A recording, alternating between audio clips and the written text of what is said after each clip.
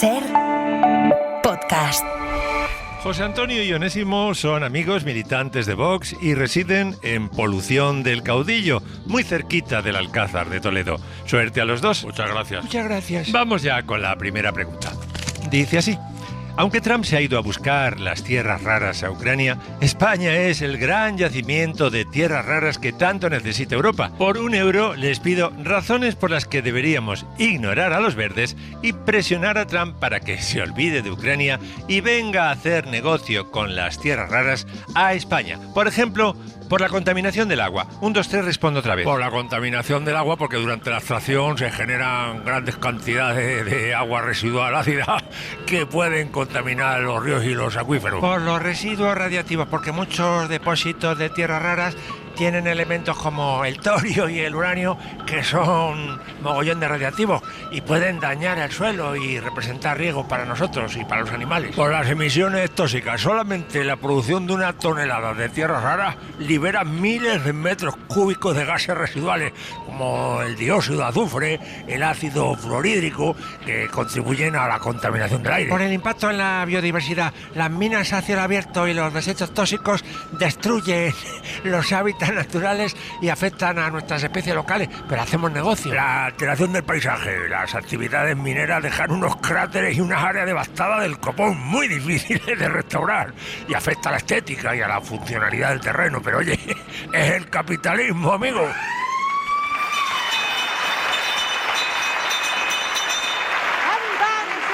Pues Mazón ya está en campaña para que se joda España.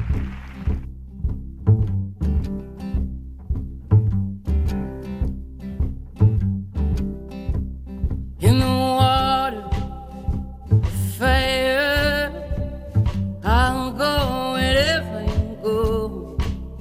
In the valley, in the canyons, I'll go wherever you go. Javier San Pedro es doctor en genética y biología molecular, colaborador del País, Pere Estupiñán, químico, bioquímico, conductor en la 2 del Cazador de Cerebros y recolector de premios. ¿Qué tal, Javier, Pere, cómo estáis? Muy bien, muy bien. Hola, buenos días. Esta semana ha caído uno, ¿no? Sí. No lo pude recoger porque llegué tarde por una avería en el AVE, de verdad, llegué al cóctel, pero sí que nos dieron el premio Zapping al Cazador de Cerebros, que es nos hizo mucha ilusión porque es un premio no de divulgación científica, sino general audiovisual, y yo creo que es el primero que ganamos así más general. Y... O sea, es como de tele, digamos, ¿no? Sí, de tele. No es solo que decir, mira, es que juegas la categoría de divulgación científica y dices, bueno, está bien, pero ganar un premio dentro de una... Sí, de televisión, pues, y además a los valores, el premio que nos dijeron, que es un poco la esencia que tenemos, ¿no? De intentar no solo contar ciencia, sino pensar que sea relevante para la sociedad y tal, y entonces, pues bueno, nos hizo mucha ilusión. ¿Qué pasó con el AVE?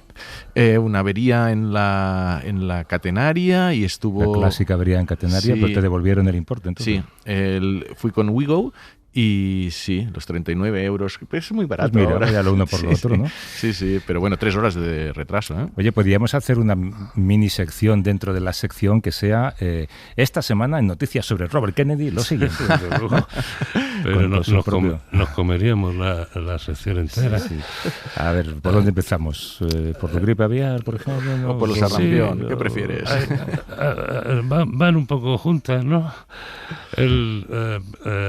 A Kennedy, que recordemos que es el secretario de Salud, o sea, el máximo responsable de las políticas de salud del gobierno federal americano, tiene una epidemiología creativa, ¿no? Y ahora se le ha ocurrido que con el virus de la gripe aviar de alta letalidad, H5N1, que infecta a aves, ha infectado a muchas especies de mamíferos, y está todo el mundo con la guardia levantada por si puede dar el salto a humanos.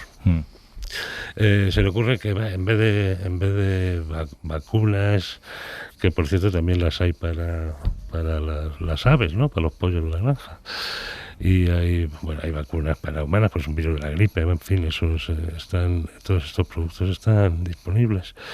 Él dice, pues dejamos que infecte a todas las granjas de pollos y Dios escogerá lo suyo. Esta frase creo que la dije, no me acuerdo quién dijo esa frase.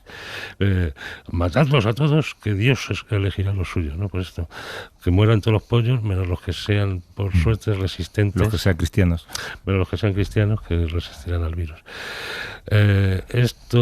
Esto es una imbecilidad, como ha señalado cualquiera que tenga un mínimo conocimiento de la epidemiología y de la zoonosis, y así se lo han señalado todos los expertos en su propio país. Las granjas de pollos, en una especie natural como la especie humana, siempre va a haber gente que resiste a un virus, ¿no? Sabemos que había gente naturalmente resistente al SIDA, por ejemplo.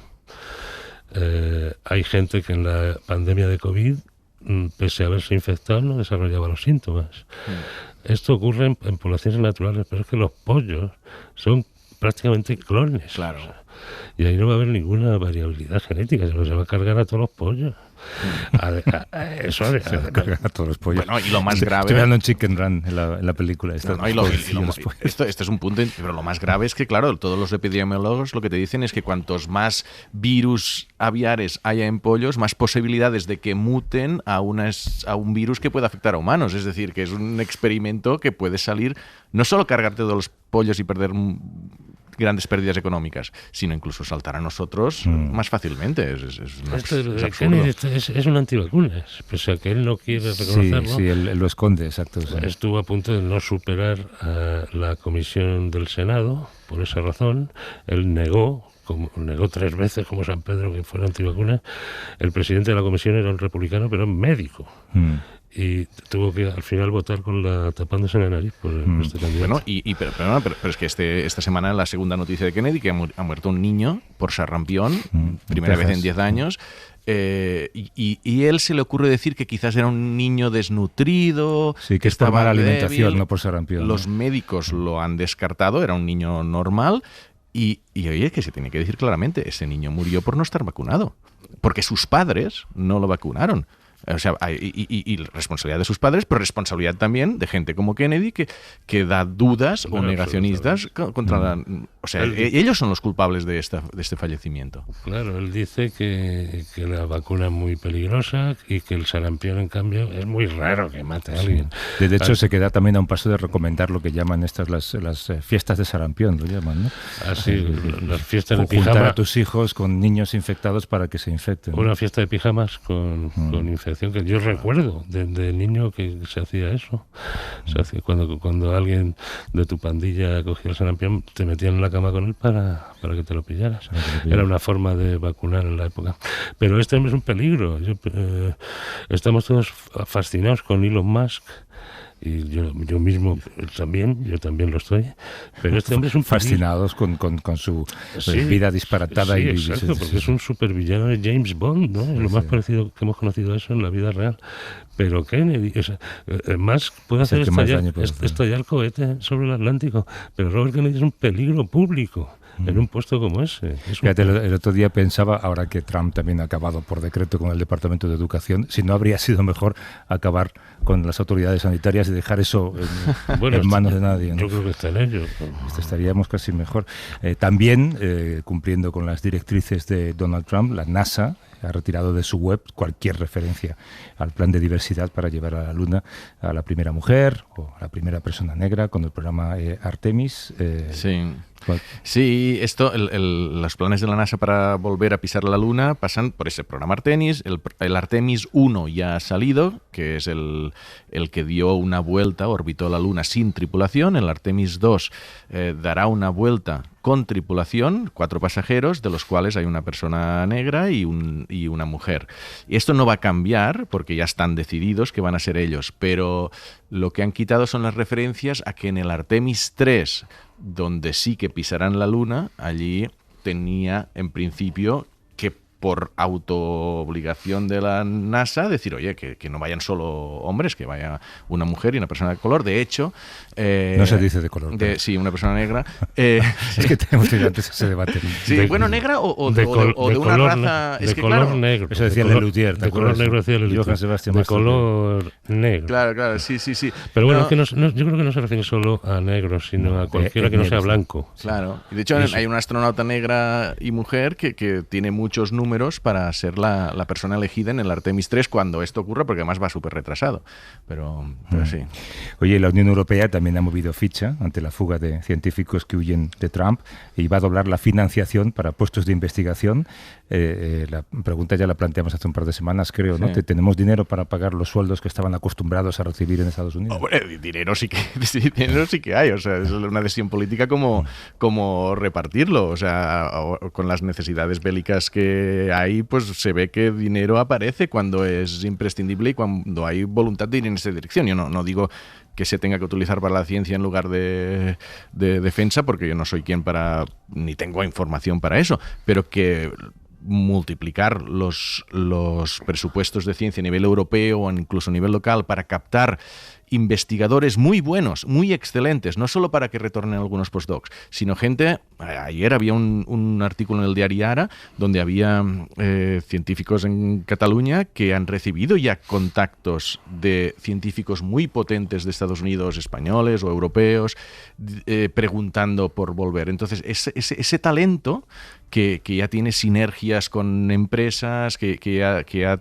genera mucho valor, no solo científico, incluso económico, que están descontentos ahora y que ven un panorama donde no quieren seguir viviendo en este país, y yo creo que es una oportunidad para recuperarlos. Este primer paso que ha dado, es decir, a los que retornan con PI como investigador principales, en lugar de 1 millón le damos 2, bueno, ya es un pequeño incentivo, no es suficiente, o sea, se tiene que generar mucho más, pero yo veo la posibilidad yo creo que vamos a captar talento. Veremos casos de científicos que irán retornando. Entonces, ¿cuántos? Pues cuanto más fácil lo pongamos, más retornarán. Yo solo insistir en que el principal problema no es el sueldo de los científicos estrella, es financiar los proyectos. Son proyectos de primer nivel que cuestan dinero. Y ahí es donde Europa tiene un esfuerzo por hacer, según qué país, por supuesto. Alemania dedica un porcentaje de su PIB mucho más alto que España a la investigación y el desarrollo. Pero ahí es donde está la parte del león, ¿no? Que un científico cobre 200 euros más al mes. El problema es financiar los proyectos y los equipos, porque los proyectos en ciencia actualmente no es una persona encerrada en su laboratorio. No, es una máquina que cuesta mucho dinero. Una máquina y 20 por 2, y, en fin. Oye, hay una noticia que puede dar esperanza a los padres con hijos adolescentes. Se ha descubierto el mecanismo genético que desactiva la adolescencia en insectos. Bueno, esto yo me voy a inhibir porque es que hablan de 3 genes y uno de ellos es un gen en el que me voy a inhibir, usar el lenguaje científico para decir, no me gusta esta noticia. Es que fue el gen con el que yo trabajé en mi tesis doctoral. ¿El de la mosca? Sí. ¿Cómo se llama la mosca? Drosophila melanogaster. El gen se llama Broad. Broad. Trabajé con ese, me estuve peleando durante 4 o 5 años con ese gen. ¿Pero cómo es esto de que te saltas la adolescencia? A ver. Eso es, yo creo que es una ocurrencia del gabinete de prensa, o no sé. Aquí hay una concatenación de gente de marketing vendiendo un tema que realmente no es de alto impacto, ¿no? Las moscas no tienen adolescencia. No tiene nada que ver. No te hablan mal las moscas. Tienen una fase larvaria y de hecho lo que llaman aquí adolescencia es la pupación, cuando se meten en una carcasa y no dan la lata a nadie, o sea, que ni siquiera se mueven ni comen, y de ahí ya sale un adulto directamente. ¿Y entonces saltan esta fase con esa mutación genética? Bueno, hay una fase, hay unas hormonas, se llaman ecdisona, que son las que promueven la muda en los insectos, pasar de una fase larvaria a la pupa y de la pupa al adulto, ¿no? Y eso, pues es un fenómeno de hormonas esteroides. en fin, no tiene más profundidad. Esto es una forma de vender. Pero reconocerás que está muy bien vendido. Aquí estamos nosotros hablando Quiero decir, yo os vendo mi tesis doctoral. Descubierto el mecanismo genético que desactiva la adolescencia. Sí. Luego pone pequeño en insectos. No me digas que no está bien, hombre. Sí. Hay que reconocer que en la era de Instagram es un gran título. Yo lo que descubrí, leyendo la noticia, es que uno de los coautores, Xavi Frank, fue un ex compañero mío de instituto. ¿Ah, sí? Lo estaba leyendo en la noticia y digo, ostras, ¿Xavi Frank? ¿Xavi Frank es ese? Sí, uno pues que pregúntale después... por el community manager, porque tercero de Bupi Co, tiene mucho futuro. Comentábamos la semana pasada ese trasplante de corazón de titanio, que ha sido una obra de fontanería, decíamos, fontanería médica. No menos increíble son los xenotrasplantes, que son órganos animales modificados que funcionan dentro del cuerpo humano, y faltan años para que sea una práctica segura. En Estados Unidos ha habido 3 pacientes trasplantados con riñones de cerdo. El último ha sido una mujer de Alabama, 53 años, que no solamente fue trasplantada, sino que recibió el alta. Sí, ¿no? Sí, salió la noticia de que está reaccionando muy bien. Esos son mutaciones, o sea, cambian los genes de los cerdos para que no tengan ciertas proteínas en las membranas celulares, que son las que después generan el rechazo inmunológico del paciente. Teníamos pendiente una conversación con uno de los científicos españoles que más conoce este campo, es Marc Well, profesor de investigación y jefe del Laboratorio de Biología Sintética en la Pompeu Fabra y emprendedor biotecnológico. También ha fundado 2 empresas. En palabras de Pera, es un crack. Sí, Marc. sí, lo Así es. Que, los grandes. Bienvenido, Marc, ¿cómo estás? Buenos días. Hola, buenos días. Un placer estar con vosotros. ¿Qué tal? Supongo que sigues muy de cerca, además, la evolución de la mujer de Alabama. ¿Cómo va? Sí, bueno, sigo este campo, la verdad, con mucha ilusión, porque he trabajado varios años en esto y sí que el progreso que se ha visto es astronómico, ¿no? De ser una cosa que era un sueño. De hecho, como anécdota, yo cuando trabajaba en esto, entre 2010 y la segunda década del siglo, siempre nos hacían una broma muy desagradable que era, nos decían, el xenotrasplante es el futuro. Después decían, y siempre lo será. Pero bueno, se ha visto que esto ya no es así. Como la fusión, la fusión nuclear también se dice lo mismo. Sí. Bueno, habéis conseguido cerdos con más de 50 cambios genéticos para hacer que sus órganos sean compatibles con humanos. ¿A cuánto estamos de esa compatibilidad total y habitual, digamos? Claro, son experimentos muy complejos, que realmente es muy difícil cada paso, pero sí que el progreso ha sido totalmente exponencial, ¿no? Hemos pasado de días a semanas, a meses, a años, o ahora incluso el salto a humanos. Estos cerdos probablemente son el producto biotecnológico más complejo que existe, ¿no? Porque, como decía Pera antes, ¿no? Hay muchísimas modificaciones genéticas, tanto para hacerlos más seguros como para gestionar lo que es digamos que la sangre humana pase bien por estos órganos, para modular el rechazo inmunológico. O sea, realmente hay muchas variables. Pero bueno, sí que es verdad que estas primeras experiencias hay muchos mensajes positivos y bueno, y de hecho prueba de esto es que la FDA ha autorizado, digamos, todo un bloque organizado de trasplantes que van a pasar en los próximos meses. O sea que yo creo que se puede mirar con optimismo el futuro. ¿Qué órganos, en esa lista de compatibilidad, qué órganos están más arriba? Sí, esto es una cosa importante. O sea, la dificultad de distintos órganos es muy distinta. Por ahora, los órganos que tienen mejor datos es el riñón y el corazón, también los islotes pancreáticos, pero en cambio otros órganos, como puede ser el hígado o el pulmón, pues tienen dificultades que todavía estamos a escalas de tiempo mucho menos favorables que no en el caso del riñón o de corazón. Claro, mucha gente se lo preguntará, yo también, ¿por qué los cerdos? ¿Por qué en cerdos? Sí, de hecho es una pregunta muy buena y de hecho es un consenso que creo que es bastante sólido a nivel del xenotrasplante. Yo creo que es muchas variables. Una de ellas es la compatibilidad fisiológica, es moderada, no es óptima. Claro que en un primate sería más cercana, ¿no?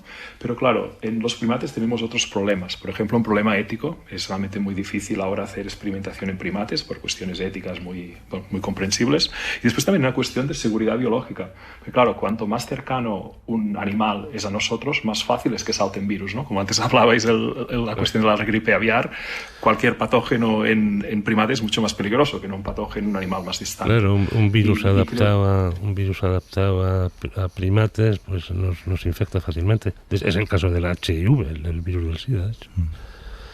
Exacto. Y poniendo quizá en conjunto, y la otra cosa es también a nivel práctico. Las herramientas que tenemos biotecnológicas para cerdos pues son mucho más avanzadas todavía que las que tenemos por primates. Claro, en este sentido, y esto es una pregunta que puede parecer una estupidez, desde luego, seguramente lo será. No sé si influye el tipo de cerdo, la alimentación del cerdo, o sea, que el trasplante sea un corazón pata negra. Sí, es muy importante. De hecho, claro, una cuestión simple pero importante es el tamaño. Por ejemplo, los cerdos que hemos visto todos en las granjas son muy grandes. Son cerdos que pesan quizá casi 300 kilos. Nosotros no pesamos 300 kilos.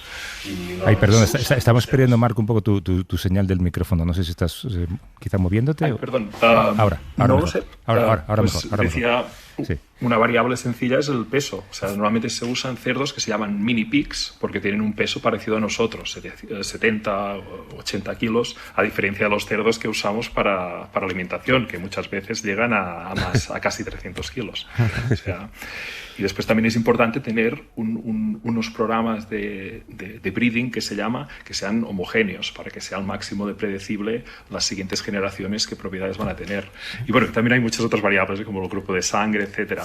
Pero sí, es súper importante la selección del animal. Y Marc, porque tú estás esto está en el contexto del campo que trabajas tú, que es biología sintética. Yo me acuerdo cuando nos conocimos en Boston hace tiempo, que estabas en el laboratorio de George Church y tal, y ya cuando nos conocimos flipé de este cambio que supone conceptual el manipular la vida a esa escala tan precisa. O sea, antes hablábamos de ingeniería genética, de poner un gen aquí, poner un gen allá, y ahora lo que estáis haciendo con cerdos, lo haces tú también con bacterias, es poder diseñar cómo quieres que sean los organismos vivos. Y la última vez que nos vimos, hace 2 o 3 semanas, hablando de cómo la inteligencia artificial va a acelerar todo esto muchísimo más, o sea, ¿cuál es el límite? O sea, tú normalmente arriesgas bastante hablando de hacia dónde vamos, ¿no? Y estás en un punto de liderazgo en este campo muy, muy fuerte.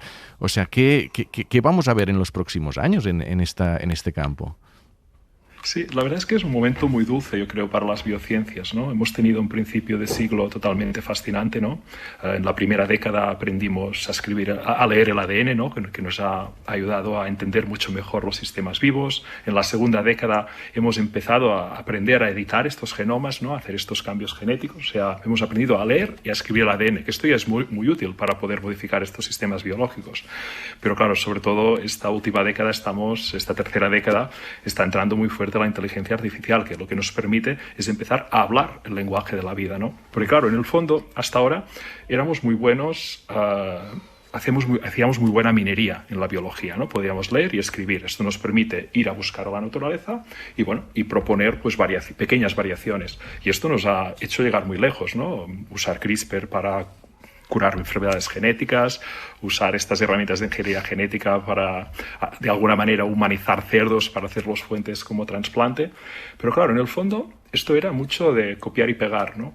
Porque en el fondo una proteína es una cosa tan compleja que no la podemos diseñar a ojo o con el sentido común o cualquier pieza de un sistema vivo, porque en el fondo no nos olvidemos, ¿no? La vida es la cosa más compleja que hemos encontrado en el universo, ¿no? Las moléculas que hay aquí en la Tierra son mucho más complejas que en cualquier estrella, en cualquier otro planeta que hayamos estudiado o en cualquier otro cometa. Y realmente necesitamos de alguna manera alguna cosa que nos ayude a hacer como una abstracción de este lenguaje genético. Y por suerte estos nuevos herramientas de inteligencia artificial, de hecho cosas muy parecidas al ChatGPT, ¿no? El ChatGPT de alguna manera habla humano, ¿no? Pues de alguna manera que el ChatGPT habla humano, empezamos a tener lenguajes que tienen una arquitectura parecida que hablan el lenguaje de la vida. Y esto nos permite no solo pues poder copiar genes, sino empezar a crear genes. Y esto nos acerca un poco, ¿no? A este sueño que tenemos desde hace tiempo de empezar a diseñar la biología como diseñamos los aviones, ¿no? En un ordenador. Y bueno, y esto estamos empezando a ver algunas aplicaciones muy interesantes. De hecho, esto ya nos empieza a ayudar a amplificar lo que vemos en la naturaleza. Por ejemplo, en nuestro laboratorio estamos muy interesados en generar herramientas mejores para hacer edición génica. Hasta ahora estábamos limitados a buscarlas en la naturaleza. Por ejemplo, de las que trabajamos nosotras, que son escritores de genes, pues habíamos encontrado 10.000 en la naturaleza. Que esto ya nos permite, pues bueno, buscar algunos que funcionan muy bien. Pero claro, ahora hemos podido coger estos 10.000 para de alguna manera educar un lenguaje de estos que se llama un LLM, ¿no? un Large Language Model, para que sea un súper especialista en estos escritores de genes. Y claro, esto no está limitado a 10.000, esto puede generar billones. Y claro, esto nos ha permitido, pues, de alguna manera, amplificar la naturaleza y hoy mismo el mejor escritor de genes que tenemos es un escritor sintético, o sea, un escritor que no existe en la naturaleza, pero que funciona mejor. Pero lo que estás diciendo, por ejemplo, es de crear seres vivos. Por ejemplo, ya no solo manipular un poquito una bacteria, sino, o sea, sí, pero llegar a tener una bacteria o una alga que capte más CO2, ¿sabes? Que tenga unas aplicaciones que tú diseñas. O sea, es fuerte eso, ¿eh? Sí, yo personalmente, desde que trabajo en biociencias, que hará más o menos 25 años, es el punto de inflexión más grande que he vivido. Más grande que CRISPR, más grande que las técnicas de secuenciación masiva, ¿no?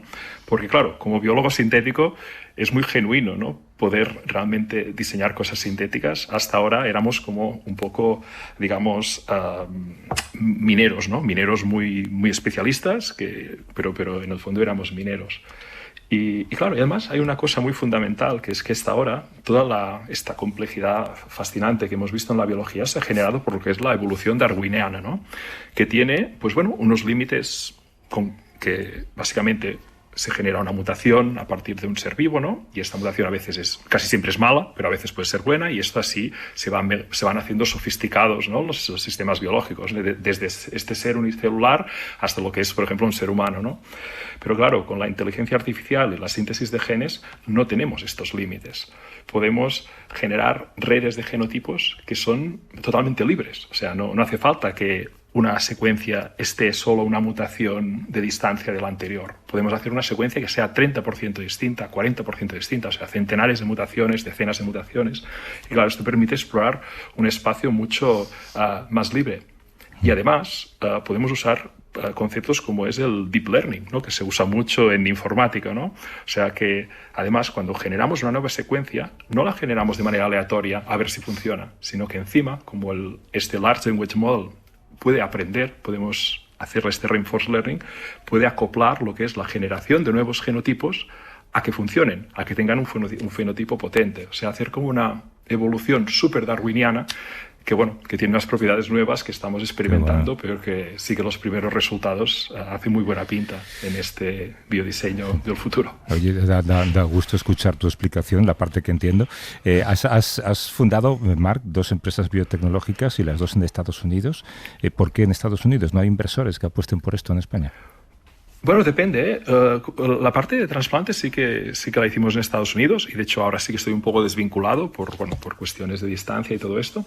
Pero, por ejemplo, la última empresa que hemos montado, que es Integra Therapeutics, la pudimos fundar en Barcelona. Sí que es verdad que levantamos dinero americano también, pero también inversores españoles, y esto sí que se ha podido montar en Barcelona y estamos muy, muy contentos por ello. Si te menciona Robert Kennedy... Bueno, no sé qué decir, la verdad. Yo creo que el tema de las vacunas, no puedo estar más de acuerdo con lo que comentabais, ¿no? Es una cosa que hay una evidencia científica tan grande que realmente es muy sorprendente, ¿no? Por otro lado, sí que una cosa, por siempre verle quizá al lado positivo a las cosas, esta filosofía de intentar mejorar lo que son los hábitos alimentarios, esto sí que creo que puede ser una cosa positiva en América, pero bueno, por descontado, pero no como tiene que ir bien acompañado con... No como sustituto de la vacuna del sarampión. Y la idea, sin duda. Y Marc, y la idea esta que estábamos hablando de retornar, tú que estás súper conectado con Estados Unidos y que de hecho eres un cerebro retornado, ¿tú ves esta intención de colegas de allí de volver y esta posibilidad de que los acojamos? La verdad es que hay un desencanto importante. De hecho, estuve en un meeting la semana pasada y estuve cenando con una investigadora de Berkeley, estuvimos cenando de lado y se me puso a llorar. O sea, realmente fue muy fuerte. Me quedé muy, muy impactado porque estuvo ella afectada por algunas de estos recortes. Una investigadora totalmente excelente, número 1 en su campo, y estaba realmente muy, muy afectada. O sea que yo no tengo dudas que alguien estará pensando muy seriamente si quiere seguir su carrera allí, a pesar de ser ahora mismo el mejor ecosistema innovador del mundo, ¿no? Pero claramente hay algunas nuevas sensaciones importantes ahora. Sensaciones, sí, esta es la palabra. Mark Well, que es profesor de investigación y CREA, jefe del laboratorio de biología sintética en la Universidad Pompeu Fabra, emprendedor biotecnológico con estas empresas y con tanto futuro por delante. Me ha encantado esto que has contado de cómo ha evolucionado el siglo, ¿no? Primero leer, después escribir y ahora estamos en el periodo de hablar con los genes. Marc, gracias por la conversación. Cuídate mucho y investiga todo lo que puedas deprisa. Fantástico, un placer haber hablado con vosotros. Hasta luego. Bueno, pues espera, Javier, gracias por venir. Fíjate, tenía aquí el titular de la semana, que es este, y no lo he sacado. La energía oscura no es lo que se creía que era. Yo no sabía lo que era, con lo cual tampoco sé qué es lo que se creía que era. Y esto es imposible de explicar en 10 segundos, así que lo dejamos para otro día, ¿no? Se pensaba que era una fuerza y quizás ya no lo es. Anda, que lo has mejorado. Hasta luego. Hasta luego.